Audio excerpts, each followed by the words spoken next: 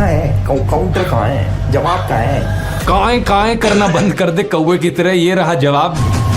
खतरनाक George Soros, जिनके बारे में इतनी कंस्पिरेसी थ्योरीज फैलाई जाती हैं, इनके बीजेपी के साथ मैंने डायरेक्ट लिंक्स दिखा दिए। लेकिन एल्विश ने जो लिंक बताया हर्ष मंदर का मेरे साथ, आप भी सुनकर चौंक जाएंगे कि कोई इस लेवल का बेवकूफ कैसे हो सकता है। वैसे मुझे तो लगता है ये खुद ही इतना बेवकूफ है, क्योंकि इसने ये भी नहीं नोटिस किया कि ये वाला जो आदिल अमन था जो मेरे फेसबुक ग्रुप में था, उसके नाम की स्पेलिंग अलग थी और इस वाले आदिल अमन के नाम की स्पेलिंग अलग है। ऑलरेडी तेरे ऊपर इतने सारे कोर्ट केसेस चल रहे हैं, जमानत पर तू बाहर है, और फिर वीडियो में ऐसी आकर बकवास करता है कि और तेरे ऊपर कोर्ट केसेस आ जाए।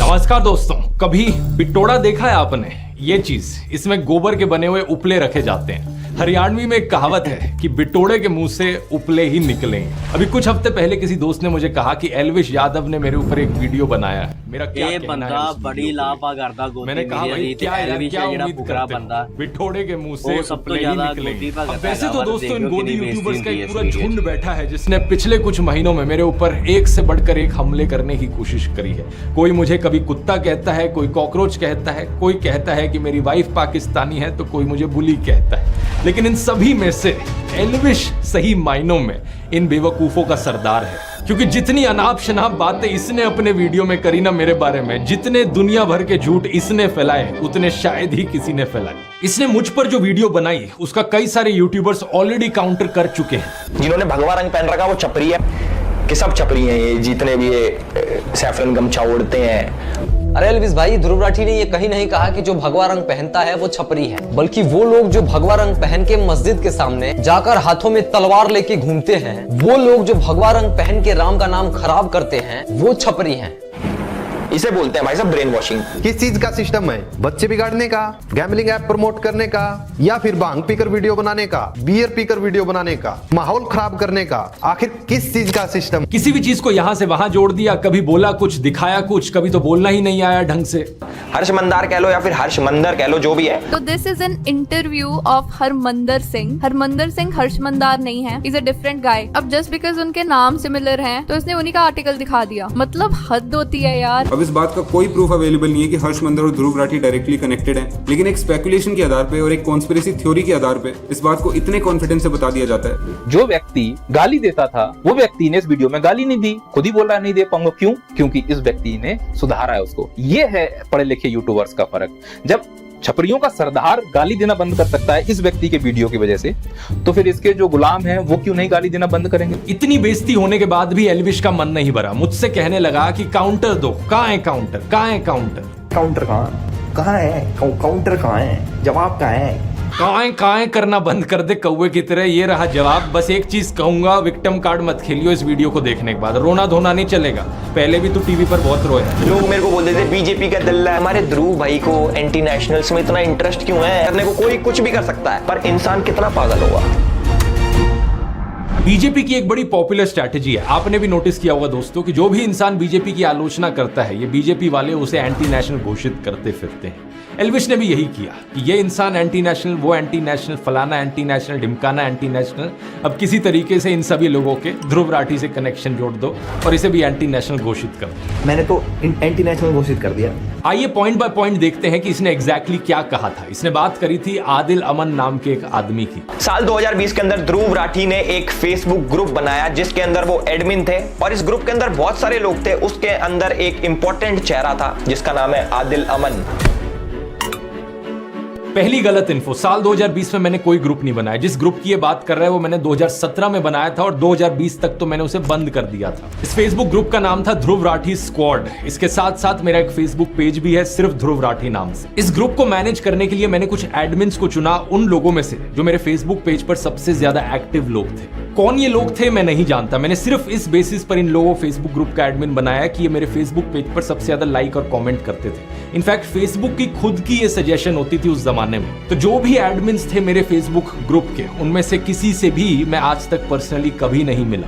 अब हुआ क्या कि इनमें से एक एडमिन आदिल अमन ने एक टाइम पर बड़े ही वायलेंट और एक्सट्रीमिस्ट टाइप के कमेंट्स किए जिन्हें ऑब्वियसली मैं सपोर्ट नहीं करता। बाकी एडमिन्स ने वो कमेंट्स मुझे दिखाए और मैंने फिर इसे एडमिन की पोजीशन से हटा दिया। अब लॉजिकल सी बात है, मैं हमेशा नाथूराम गोडसे वाली ऐसी मानसिकता का विरोध करता हूं, लेकिन बाद में मैंने रियलाइज किया कि अगर इस तरीके से चलता रहा, इस ग्रुप में कोई कुछ भी लिखेगा, ब्लेम वहां मेरे ऊपर आएगा बाद में। इसलिए साल 2020-21 के अराउंड मैंने इस पूरे फेसबुक ग्रुप को ही शट डाउन कर दिया। अब 4 सालों बाद हमारी कहानी में एंट्री होती है इस बेवकूफ की, जो इस घटना को लेकर एक स्कैंडल बनाने की कोशिश करता है। ये अपनी इमेजिनरी कहानियां बनाता है कि आदिल और मैं तो जिगरी दोस्त हैं। अगर ध्रुव भाई ये वीडियो देख रहे हैं तो भाई के चेहरे पे मुस्कुराहट आ गई होगी, क्योंकि पुराने साथी हैं, आम आदमी पार्टी में साथ में काम करते थे। जब प्रधानमंत्री मोदी सड़क छाप मवालियों को ट्विटर पर फॉलो करते हुए दिखते हैं, तब तो ये गोदी इन्फ्लुएंसर सारा लॉजिक लगा देते हैं कि इसमें हमारे प्रधानमंत्री जी की क्या गलती। उन्हें क्या पता था कि ये इंसान ऐसी अभद्र भाषा का इस्तेमाल कर सकता है। याद है निखिल नाम का एक ट्विटर यूजर जिसने गर्व से कहा था कि प्रधानमंत्री मोदी उसे फॉलो करते हैं। इसने किस तरीके से एक महिला पत्रकार की मौत पर जश्न मनाया था, उनको गालियां दी थी। और प्लीज प्रधानमंत्री से रिक्वेस्ट कीजिए कि वो इस तरह के लोगों को फॉलो ना करें। कोई नहीं मिलता उनको हिंदुस्तान में तो मुझे फॉलो कर लें। लेकिन ये इकलौता ऐसा केस नहीं है। ये बीजेपी 2016 पेज जिसने जर्नलिस्ट स्वाति चतुर्वेदी के खिलाफ बहुत ही भद्दी भाषा लिखी, इसे भी नरेंद्र मोदी फॉलो कर रहे थे। बीजेपी 2014 अवनीश चौबे, कुल आदित्य, महावीर एम जैसे कितने और ऐसे थ्रेटनिंग और अब्यूजिव हैंडल्स हैं जिन्हें प्रधानमंत्री फॉलो कर रहे थे। इतना ही नहीं, प्रधानमंत्री मोदी ने तो अंकित जैन, सुरेश नखवा, तेजिंदर बग्गा जैसे कुछ हिंसक गालीबाज ट्रोल्स को अपने ऑफिशियल रेजिडेंस पर पोस्ट भी किया था। क्या पहले चेक नहीं कर सकते थे कि ये कैसे लोग हैं? ऑनलाइन से अब ऑफलाइन पर आ जाए तो आसाराम बलात्कार के लिए कॉन्विक्ट हुआ, यहां नरेंद्र मोदी उसे माला पहनाते हुए और उसके पैर छूते हुए दिख रहे हैं। जीवन में जब कोई नहीं जानता था, उस समय से बापू के आशीर्वाद मुझे मिलते रहे हैं। इस ट्वीट और इस फेसबुक पोस्ट में प्रधानमंत्री मोदी गुरमीत राम रहीम की प्रशंसा करते हुए दिख रहे हैं। वही गुरमीत राम रहीम जिसे मर्डर और रेप जैसे केसेस में दोषी पाया गया है। इस फोटो में हरियाणा के पूर्व मुख्यमंत्री गुरमीत राम रहीम के साथ बैठे हुए दिख रहे हैं। 2017 के इस न्यूज आर्टिकल को देखिए। मध्य प्रदेश की एंटी टेररिस्ट स्क्वाड ने भोपाल, ग्वालियर, जबलपुर और सतना में 11 लोगों को गिरफ्तार किया। इन पर आरोप था कि ये पाकिस्तान की ISI के लिए जासूसी कर रहे थे। अब आज तक की ये हेडलाइन देखिए। ये जो गले में बीजेपी का पट्टा डाले हुए और टी-शर्ट पर मोदी लिखवाए हुए दिख रहा है, ये है ध्रुव सक्सेना। यहाँ इसकी फोटो देखिए मध्य प्रदेश के पूर्व मुख्यमंत्री शिवराज सिंह चौहान के साथ। कि भारतीय जनता पार्टी विश्व की पहली राजनीतिक पार्टी जिसके ऊपर एक ठप्पा लग चुका है कि यह एक ISI सर्टिफाइड पार्टी बन चुकी है। कम से कम 3 शख्स इन 11 में से सीधा तरीके से भारतीय जनता पार्टी के साथ जुड़े हुए। अलेजिड आतंकवादियों के बीजेपी से सिर्फ 1-2 ऐसे कनेक्शन नहीं है, ढेर सारे हैं। 2022 के इस न्यूज आर्टिकल को देखिए। जम्मू के रियासी में पकड़े गए आतंकियों में से एक तालिब हुसैन जम्मू एंड कश्मीर बीजेपी के माइनॉरिटी मोर्चा IT सेल का फॉर्मर चीफ निकला। बीजेपी ने कहा कि यह केवल 18 दिन तक बीजेपी का सदस्य रहा था। नासिर और जुनैद की किलिंग का अक्यूज मोनू मानेसर इस फोटो में अनुराग ठाकुर के साथ, यहाँ लेट अरुण जेटली के साथ और यहाँ होम मिनिस्टर अमित शाह के साथ। इस फोटो में प्रधानमंत्री मोदी पूर्व बीजेपी सांसद प्रज्ञा ठाकुर के साथ दिख रहे हैं, जो 2008 के मालेगांव बॉम्ब ब्लास्ट की एक अक्यूज है। बीजेपी नेताओं की एक्सट्रीमिस्ट टेंडेंसीज में डायरेक्ट इन्वॉल्वमेंट या इनडायरेक्ट एसोसिएशन के ये सब एग्जांपल्स तो बस ट्रेलर हैं। अगर मैं पूरी लिस्ट बनाने लग जाऊं तो यहाँ 3 घंटे की फिल्म बन जाएगी। बाबू बजरंगी का स्टिंग ऑपरेशन, यशवंत शिंदे का एफिडेविट, प्रज्वल रेवन्ना, आशीष मिश्रा, अनुराग ठाकुर, यति नरसिंह सरस्वती, सूरजपाल अमू, सुरेश चौहान के लिस्ट चलती ही जाती है। कोई कहता है गोली मारो, कोई लिंचिंग के लिए दोषी पाए गए लोगों को मालाएं पहनाता है, कोई बलात्कारियों को संस्कारी ब्राह्मण बताता है, तो कोई मुसलमानों के खिलाफ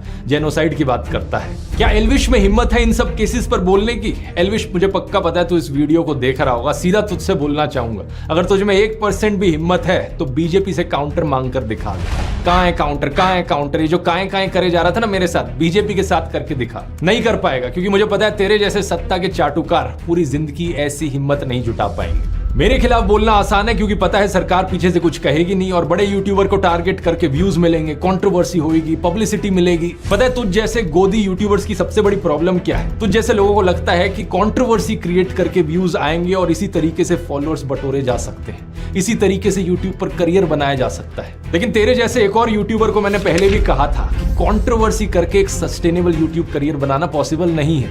एक लिमिट तक ही लोग इस ड्रामे को बर्दाश्त करेंगे, उसके बाद लोगों को भी पता लग जाएगा तू ये ड्रामा जो करता है, कंट्रोवर्सी जो करता है, सिर्फ व्यूज के लिए करता है, पैसे के लिए करता है। असलियत में यूट्यूब पर अगर एक लॉन्ग टर्म करियर बनाना है तो उसके लिए ऑडियंस को कुछ जेन्युइन वैल्यू देनी पड़ेगी। ये चीज मैंने अपने यूट्यूब ब्लूप्रिंट कोर्स में सिखाई है। अगर तुझे नहीं समझ में आती तो जाकर कोर्स ले ले, तेरे लिए एक स्पेशल डिस्काउंट भी दे देता हूँ। कूपन कोड यूज कर elvish40 40% ऑफ मिलेगा। इस 7.5 घंटे के कोर्स में मैंने सब कुछ सिखाया है कि फिल्मिंग कैसे करनी है, एडिटिंग कैसे करनी है, मोनेटाइजेशन कैसे करी जाती है, इस करियर से पैसे कैसे कमाए जा सकते हैं बिना गैम्बलिंग और बेटिंग की एप्स को प्रमोट करें।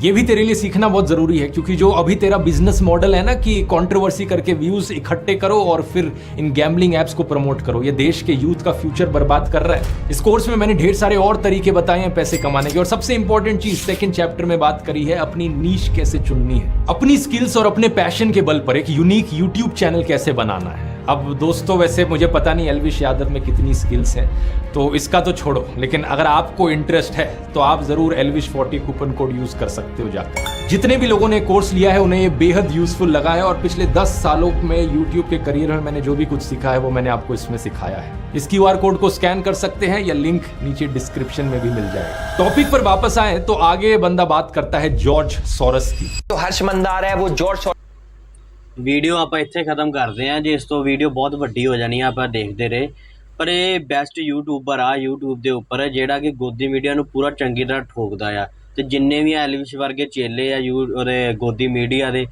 ਹਨਾ ਉਹ ਸਾਰਿਆਂ ਨੂੰ ਚੰਗੀ ਤਰ੍ਹਾਂ ਬਹੁਤ ਚੰਗੀ ਤਰ੍ਹਾਂ ਠੋਕਦਾ ਹੈ ਤੇ ਐਲਵਿਸ਼ ਫੁਕਰਾ ਜਿਹੜਾ ਇਹਨੇ ਪਹਿਲਾਂ ਤਾਂ ਮੋਦੀ ਬਾਰੇ ਮੋਦੀ ਦੇ ਨਾਂ ਰਲ ਕੇ ਉਹਨਾਂ ਦਾ ਬੜਾ ਸੋਚਦਾ ਸੀਗਾ ਇਹਨੇ ਪੰਜਾਬ ਬਾਰੇ ਵੀ ਬੜੀਆਂ ਗਲਤ ਗੱਲਾਂ ਕਹੀਆਂ ਹੋਈਆਂ ਕਿ ਪੰਜਾਬ ਦਾ ਮੈਂ ਜਵਾਈ ਬਣ ਕੇ ਆਵਾਂਗਾ ਇਹ ਉਹ ਫਲਾਣਾ ਢਿੰਗਰਾ ਬਹੁਤ ਸੋਹਣਾ ਲੱਗਦਾ ਜਦੋਂ ਕੋਈ ਇਹਦੇ ਬਾਰੇ ਬੋਲਦਾ ਨਾ ਠੋਕਦਾ ਇਹਨੂੰ ਤੇ ਬੜਾ ਸੋਹਣਾ ਲੱਗਦਾ ਵਾ ਤੇ ਜੇ ਤੁਸੀਂ ਵੀ ਇਹਨੂੰ ਨਹੀਂ ਪਸੰਦ ਕਰਦੇ ਤੇ ਵੀਡੀਓ ਇਦਾਂ ਦੀਆਂ ਹੋਰ ਵੇਖਣ ਵਾਸਤੇ ਫੋਲੋ ਜ਼ਰੂਰ ਕਰ ਲਿਓ ਮੈਨੂੰ ਵੀ।